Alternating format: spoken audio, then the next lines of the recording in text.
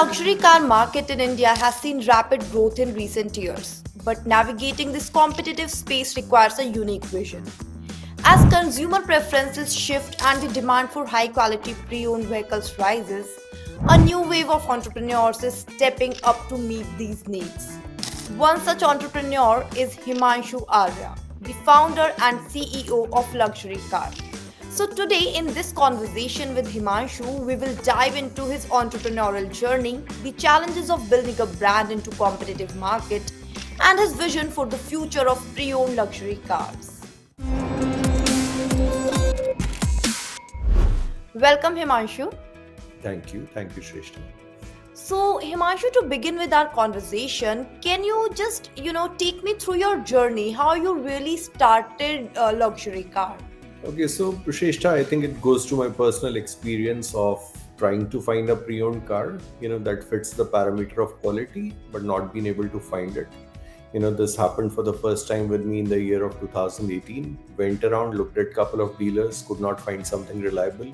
Went back again in 2020, again could not find anything reliable. And one thing is for sure, that yes, there is gap in the market with respect to the kind of cars that people need versus the kind of cars that are available. And on top of that, the overall trust factor is missing because dealers will typically only want to sell you the car and not look back at you as a customer, so there is no customer loyalty that they are kind of catering to. And that's where the thought came in, that there's a totally unorganized market. India as a demographic is growing on the middle class and the upper segment. And the demand for pre-owned luxury cars is only going to rise from here.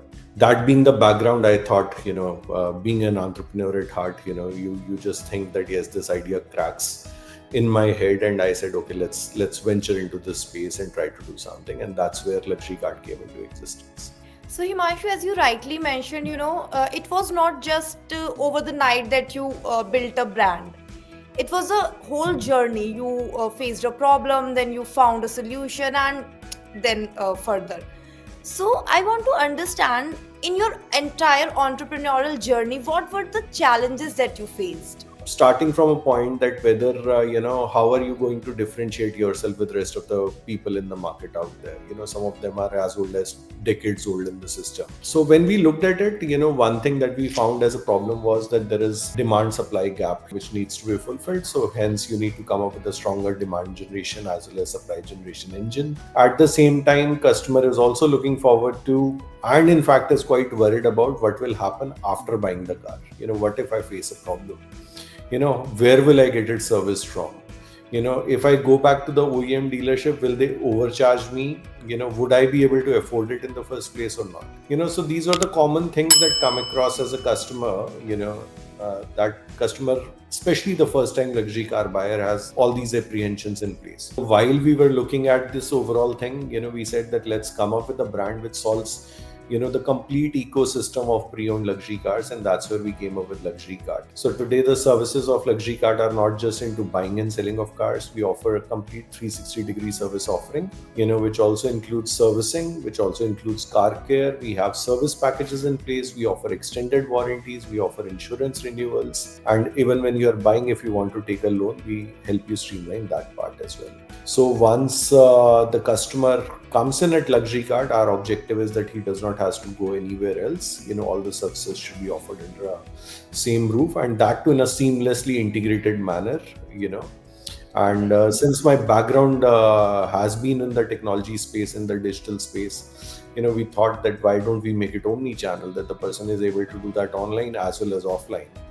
And I think that has become a differentiating factor for us as well. So you mentioned about the factors that actually, make you stand out from your competitors. But can you tell me like three key priorities that you have maybe for the year 2025? I think the first and the foremost that we are looking forward to is, expansion, with respect to the number of cars that we have to offer at the moment to our customers, is around 50 odd cars. It's a very capital intensive business that we are into. But since we are on the right track, we're in the process of launching another showroom of ours, which will take the overall inventory to around 100 cars. That's the first and the foremost priority, that's going on in my head right now, even while we speak.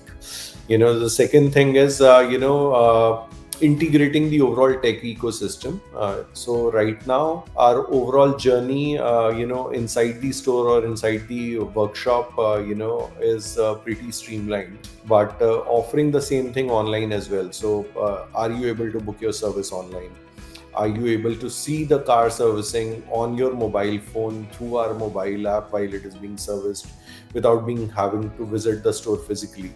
So this is the second thing that we are working on very strongly on the technology front in order to offer the seamless experience of omni-channel. Third thing that we are bringing in is a lot of AI, with respect to understanding and the demand side as well as the supply side, and then offering personalization to our clients vis-a-vis what their demands are. Can you elaborate a little bit on the AI part? Like, how are you planning to integrate AI in your services going forward? Sure. So, in our space, it's a very, very tough market to crack. I'll just try to explain it to you with an example. You are wanting to buy a luxury car. You have a budget of 40 lakhs. What all options will you typically consider with this budget? And then, depending upon that, you are in Delhi NCR, obviously your choice towards the diesel vehicle would be lower. That, given NCR keeps on facing the grab issues wherein you can't drive a diesel vehicle, so hence your choice would be restricted to petrol as a variant. Point number one. Secondly, being an aspirational buyer, you'll want to buy a car which is synonymous with your overall understanding of the brand. Then you'll also want the vehicle to be low on the kilometer side. You might also want it to have warranties in place. As a customer, if I'm able to judge your preferences and keep my inventory accordingly into my store, I'm able to sell faster. Vis-a-vis, I keep on buying cars that no one likes, or people are not even higher side of looking for those cars. My whole business will fail overnight. Because I might have a car that no one wants to buy, though I might have bought it cheaper and I might want to make a kill on that car. But that's not what we are trying to do. What we are trying to do is get cars, which are high in demand. So there are close to 30 odd factors that we track for every car. And on top of that, we have built our AI algorithm to understand which cars to prioritize in terms of, keeping them within our store, which cars not to prioritize, and hence come up with our overall assortment of cars that we can offer to the customers. Another example would be like, while we are buying cars from our customers, every car goes through a very stringent, check on 350 odd parameters in terms of checking the health of the car. Now, within that also, putting in AI triggers in terms of, if you see this in the car, then this should be checked even thoroughly. Go and, check this point further if you see this issue in the car, in order to ensure that whatever we are buying, is a perfect vehicle and our customers don't face any trouble afterwards. So various things, in which we are implementing AI to ensure that yes, it is helping to the advantage of the overall brand and bringing in better customer satisfaction. Himanshu, one thing, like coming to the business side of it, one thing which I want to ask is, this particular business and this particular model that you have entered into includes a lot of finances. And requires a lot of capital. So how are you managing that part? See, as of now, we are fully bootstrapped. I think whatever savings I had, I've already put them all in this venture, and we are supported by our bank as well, in terms of getting a little bit of working capital limits in terms of buying this inventory. Yes, finances do play a very, very important role. If we have, more debt available to our, venture, obviously, we'll be able to expand our inventory side of it. If there is more equity available, probably we'll want to invest into developing more showrooms as well as more workshops, invest further into technology, invest heavily into marketing, in order to get our word out there. Yes, capital is going to play a very, very important role with respect to growth of this business, and obviously, cheaper capital is where you make your success. So do you have plans like in near future to go and connect with VCs and raise funds? See, we are at a very, very early stage right now, but having said that, there is no right and wrong time to go to a VC and raise funds. Yeah, so that being the case, I think we're just wanting to complete a year, get our whole process and the overall mode of operation into place, get to a decent level of valuation with a proof of concept already being there, not just a PPT, but actually a working business, which has done multiple careers of business and maybe also generated some profit. And that's where I think we'll be able to justify the overall market in terms of the kind of valuation that we are looking at. It's been couple of months since the launch of luxury cars. So how has been the response from the consumers? I think response has been tremendous that way. The first 2 months we were able to do closer to 10 crores and 8 crores of business in the first 2 months itself. I think these are very good numbers the way I'll see them.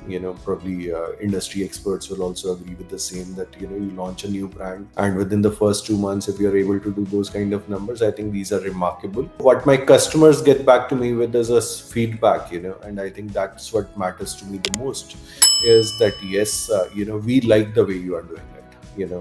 We are happy to see that there is someone in the market trying to do it the right way.